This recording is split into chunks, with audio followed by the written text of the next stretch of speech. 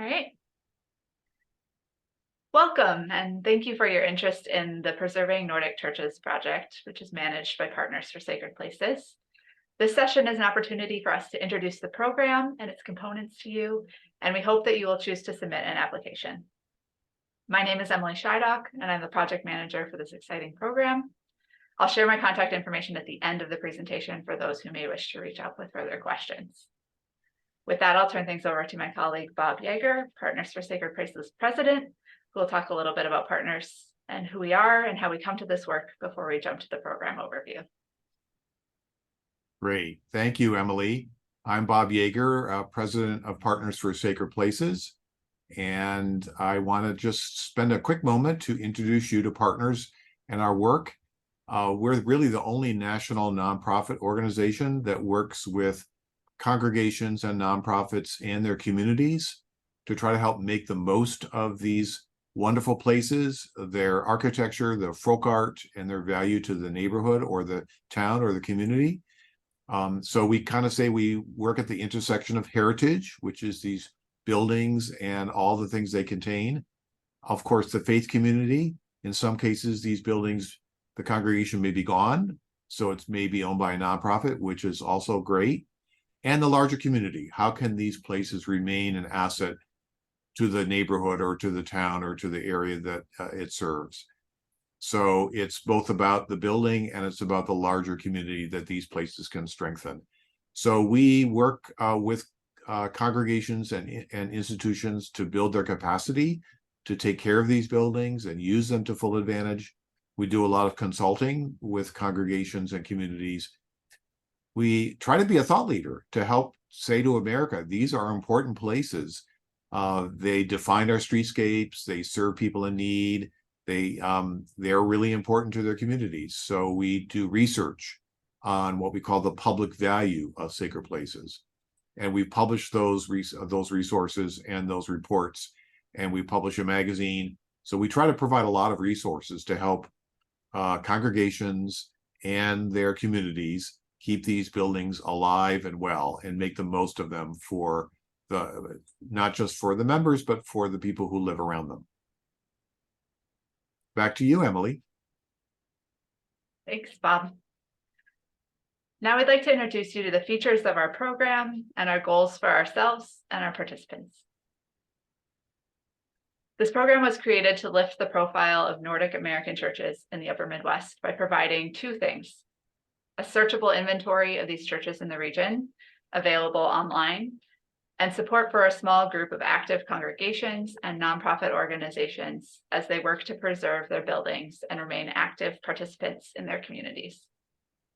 By highlighting this cultural heritage, Partners endeavors to demonstrate that these Nordic American churches are deeply embedded in their communities and that their buildings, community engagement, ethnic traditions, and food events are significant civic assets to the larger neighborhood, town, or region.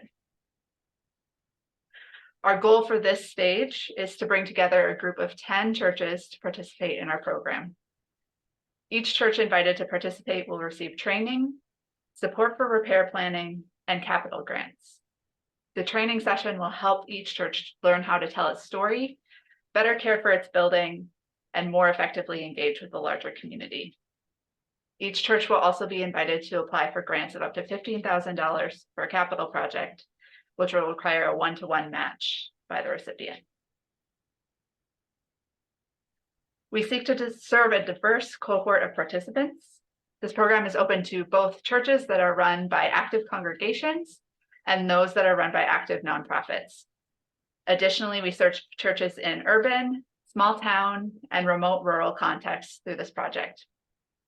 As we review applications, we will look for signs that the building is cared for by an active and committed leadership that is willing to be creative and try new strategies for how to engage and partner with their community.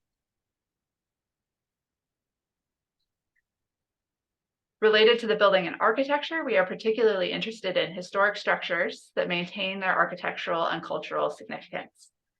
We'll talk about some examples of arts or decorative crafts featured within the sanctuary or other spaces here in a couple minutes.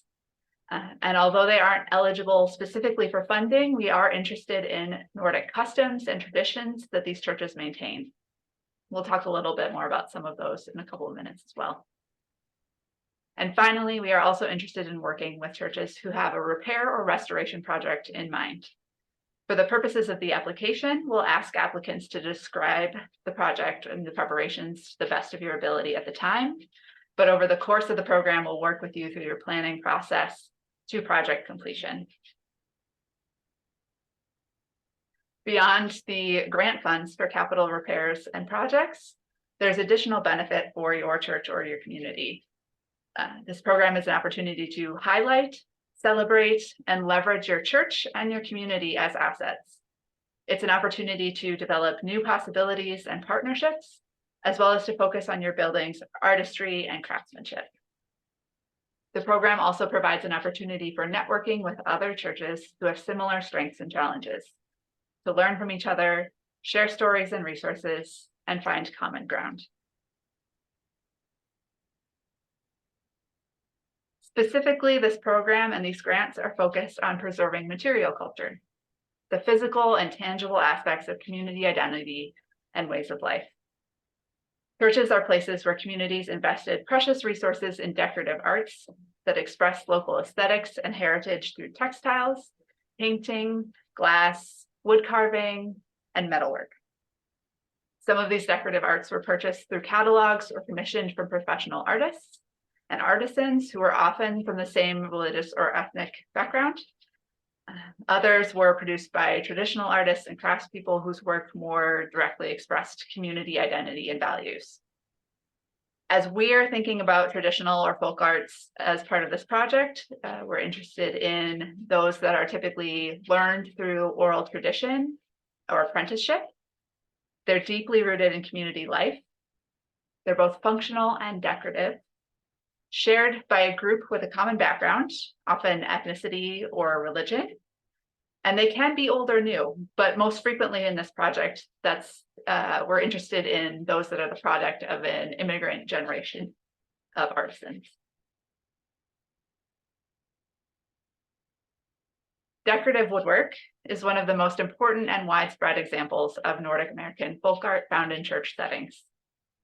Although many churches ordered church furnishings from catalog companies, a significant number of congregations either commissioned work or used volunteer labor from a fellow church member.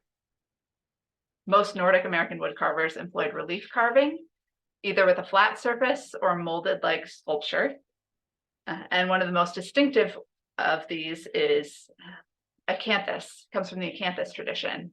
It's a type of folk carving derived from the Baroque acanthus. You can see an example of that down there at the bottom at Leicester Lutheran. Additionally, there's the tradition of carved wooden ships found in many Danish Lutheran churches. Originally associated with Catholic churches in Europe, this tradition was adopted by the Danes after the Reformation, where, as a seafaring nation, ships held special significance. This custom continued among Danish immigrants to America. Ship models hanging from the center aisle ceiling of the nave, so that ship-like part of the main sanctuary, have become one of the character defining features of Danish American Lutheran churches. Many are modeled on 18th or 19th century sailing ships, and these models have a variety of symbolism. They can commemorate the loss of a loved one at sea, safe return home, safe journey across the ocean to America, navigating the storms of life with God's help, and even the transition from this world to the next. Most altar and decorative painting in historic Nordic American churches was not rooted in local or folk tradition. Rather, it was based on well-known works of formerly trained Western European painters or popular European decorative painting styles. You'll see here an example of an altar painting. Many Nordic American churches feature this work, these types of altar paintings, as the sanctuary's focal point.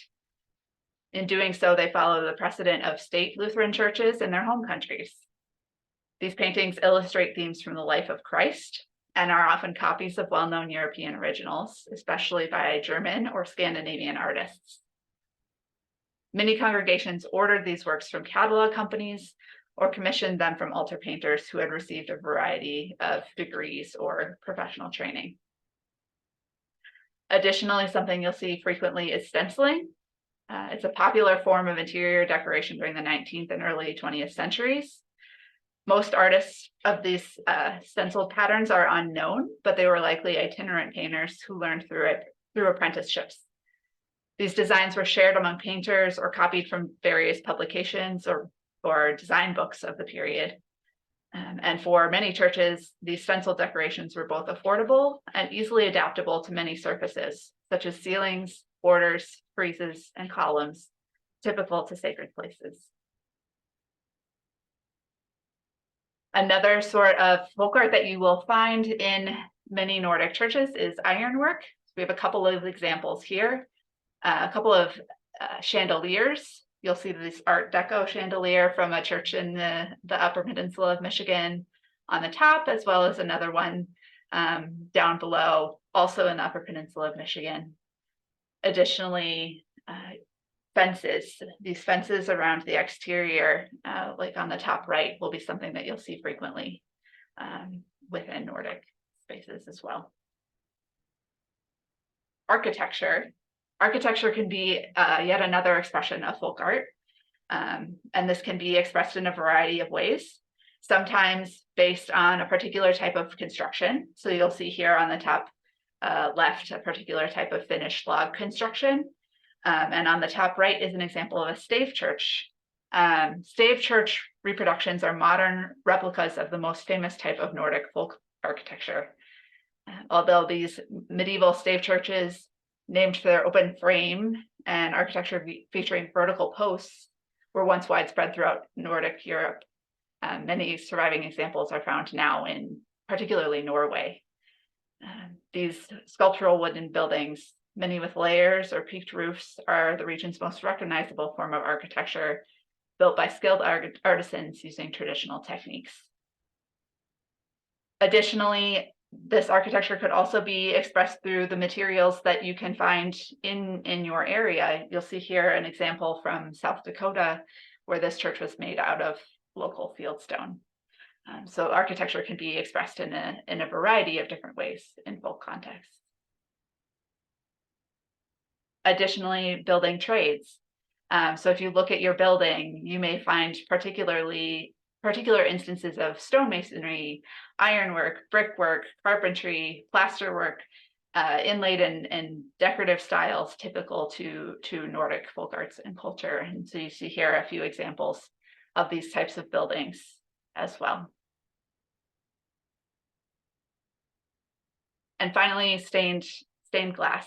Stained glass is yet another way for these immigrant churches to have expressed their folk arts and culture in their buildings. And this can look in a variety of different styles. And you see here a few examples from a number of churches in the region.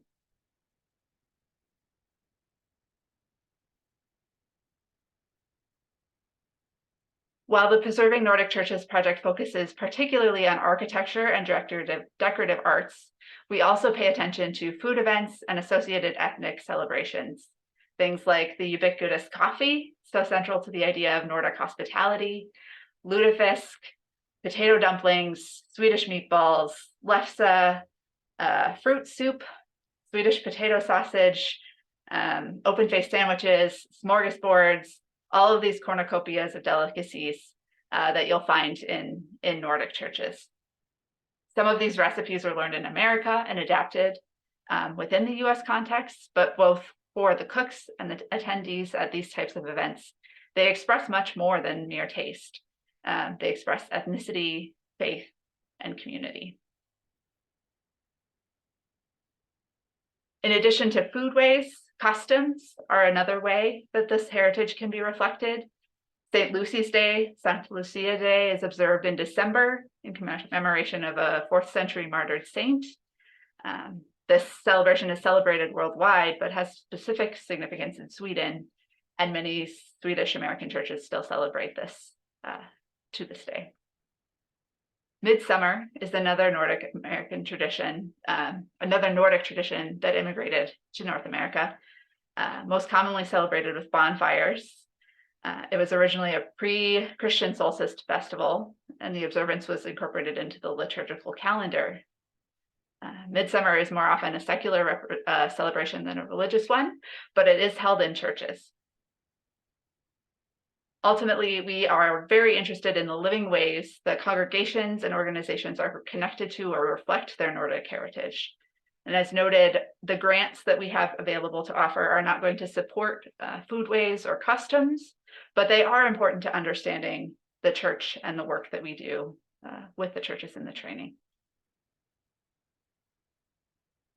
Well, thank you, Emily, and I'll jump back in. That overview of the architecture and folk arts we want to help you preserve is a terrific introduction. I want to focus just for a minute on one of the components of the program. So each of the congregations or institutions that participate will receive or will be able to participate in an important capacity building and training program, which we call New Dollars, New Partners for your sacred place. This is a program that we've offered around the country. It's been a terrific help to many, many sacred places, and this is a component of what we'll offer to sacred places in this program. And the purpose of New Dollars is to really help you tell your story in a powerful new way, articulate your value. And part of it is your architecture and your folk arts and the way you've served your community. And this can help you engage with new collaborators, new partners, folks in the community who can help you make the most of your building and can work with you to help preserve and take care of this building. So part of it leads to capital funding. We would like to provide some support, which we'll talk about in a minute, to each of the participants, but also help you find new donors and new grantors and new collaborators that can help you take care of your building. So our goal is not just to help you over the next couple of years, but to build a foundation for the preservation of your building and your folk arts for many, many years to come. So what is New Dollars, New Partners? Well, normally it's a training program for a group of congregations, and that's what we'll do here in the Upper Midwest. We'll have probably about 10 congregations or nonprofits, each with an older building and each really committed to using their building as an asset to serve the larger community. That's important, not just an historic building, but a commitment to using that building to serve the community. We will have 2 training modules, each a full day with lots of technical assistance, a small library for each congregation or nonprofit. So we want to provide a lot of resources, both time with you and a series of resources you can take with you back to your congregation. And we're going to involve a team of at least 2 or 3 leaders from each institution or congregation that will participate in this training. So what do we do during the training? Well, a part of it is helping you make a stronger case. You know, who are you? What has been your place in the community all these years? What does your building offer? What do you have? What is your building? What's its condition? What spaces does it have? How might it be used in new ways? And what do you do? How have you used your building to serve the community over the years? So we have kind of a mantra. What do we have? What do we, who are we? What do we have? And what do we do? And how can we build on that to make a strong case to the community? We'll also help each of you calculate a portion of your public value. What's the value that you bring to your community? What's the economic halo effect of your building in the community? And how can you measure a portion of that and share that when you make your case? And also, how do you take care of your building in new ways? How can you work with an architect or with artisans or with contractors to keep the water out, to keep the building sound, and to take care of all of your architecture and your folk arts inside your building?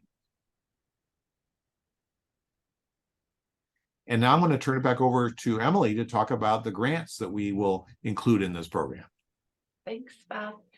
Yes, so in addition to the training, one other important piece that we will provide to participating congregations and nonprofits in this program are grants for repair and restoration projects. So I'm going to talk a little bit about the details of that right now.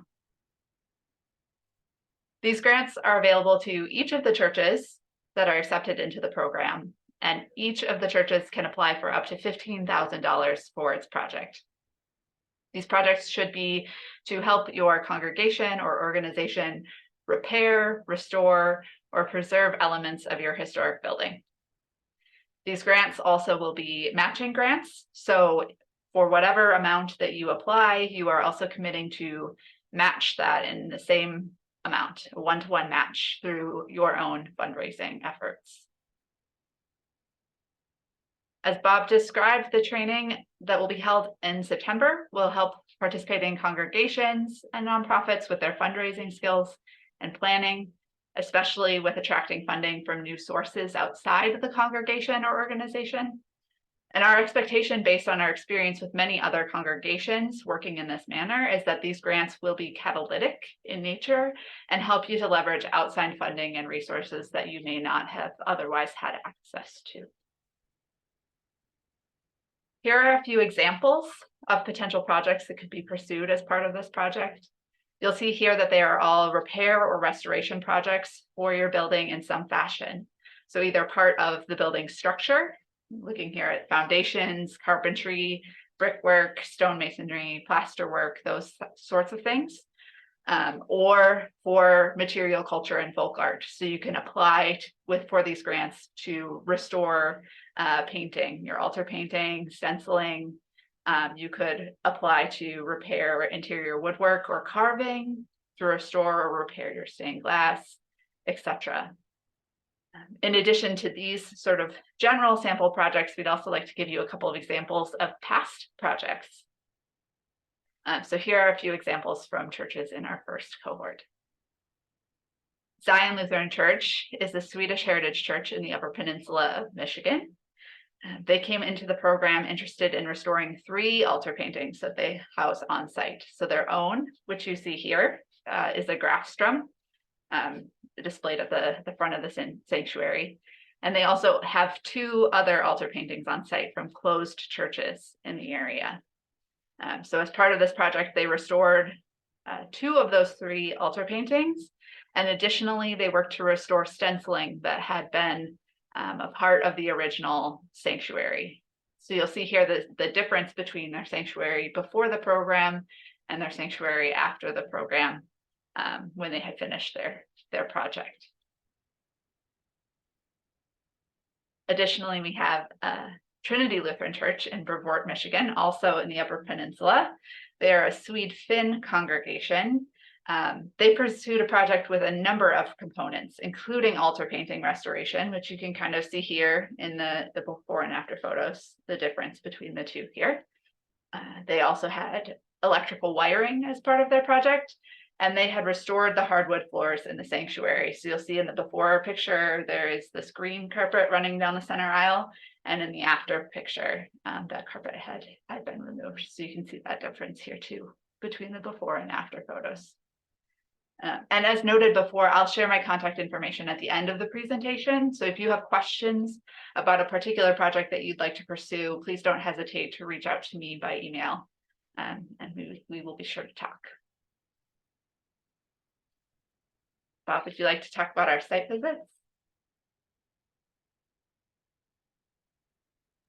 Emily, yes, absolutely. So one thing we want to be sure to do is come and visit each of you and get to know you and your building, and also give you a chance to bring together some leaders from your community to see your building and talk together about how it could be used more fully to serve the community. So we want to talk about your project and how your planning is going, making sure that you have access to an architect or professionals to help you think about the project and what kind of repair or restoration work you want to do.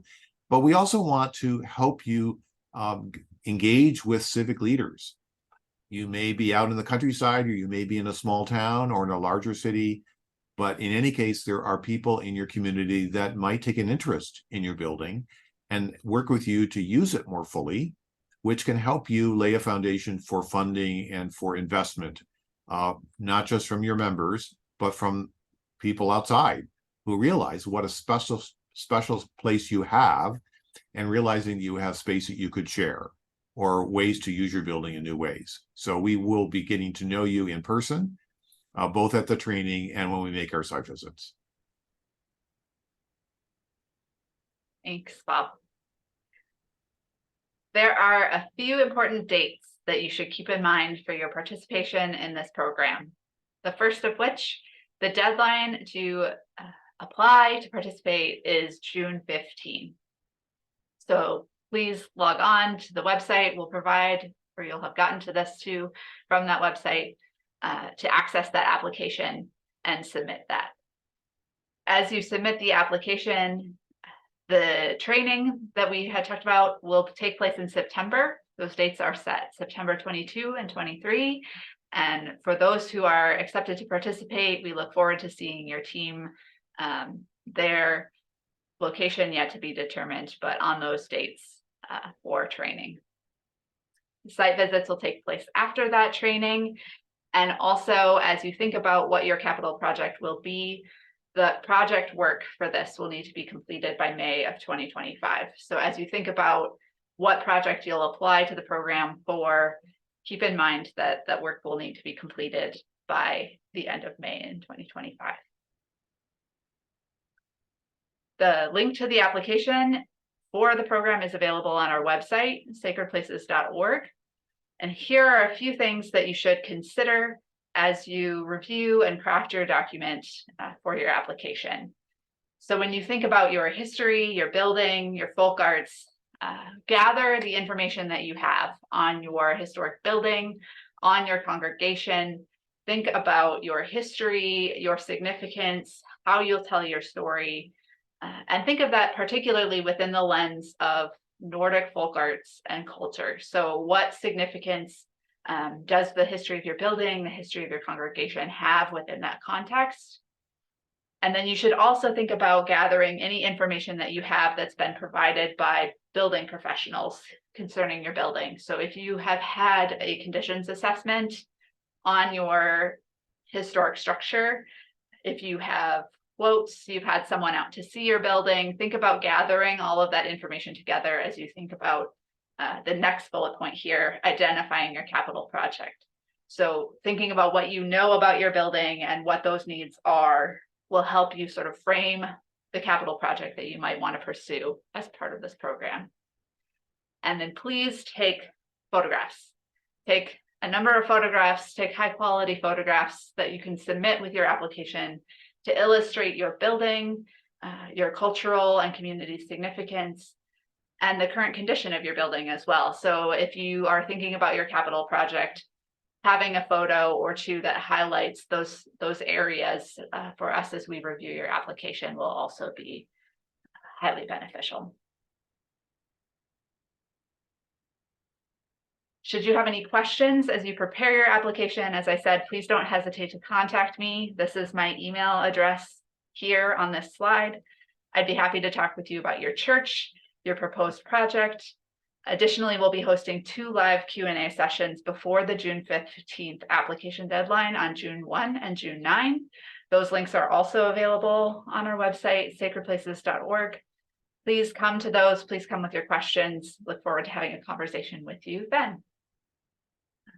Thank you for joining us for the session, and we look forward to hearing from you soon. Thank you.